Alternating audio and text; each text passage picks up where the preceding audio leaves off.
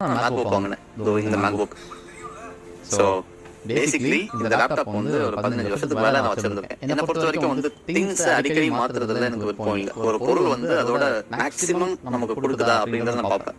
அந்த லேப்டாப் எனக்கு வேல்யூ கொடுத்துட்டே இருந்தது. ஸோ அதை வச்சுட்டே இருந்தேன். ஸோ அது வந்து எனக்கு ஒரு லைஃப் சேஞ்சிங் பர்ச்சேஸ். இப்போ மேக்புக் ஆப்வியஸ்லி. அடுத்தது ஃபோன். நான் நிறைய ஃபோன் மாற்றிருக்கேன். when I started my college Nokia 110 வச்சிருந்தேன். பட் அதுக்கப்புறம் நான் வாங்கின ஃபோன்ஸ் எல்லாம் இன்னும் நான் கையில் வச்சிருக்கேன். ஏன்னா அதெல்லாம் ஓடாது, எல்லாம் ரிப்பேர் ஆயிடுச்சு. அதுல முக்கியமான ஃபோன் வந்து இந்த பிளாக்பெரி கப் இதெல்லாம் வச்சிருந்தேன்.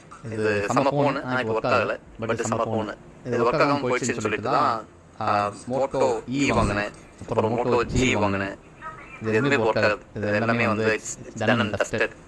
அதுக்கப்புறம் பிக்சல் வச்சிருந்தேன் ரொம்ப நாளைக்கு. I have this phone for over 2.5 years நினைக்கிறேன். ஆனால் இந்த ஸ்க்ரீனை பார்த்தா தெரியும், கீழே போட்டு உடச்சிட்டேன். அது மாதிரி எதுவும் பண்ண முடியாதுன்னு சொல்லிட்டாங்க. இதை காப்பாற்றவும் ட்ரை பண்ணேன், பட் முடியல.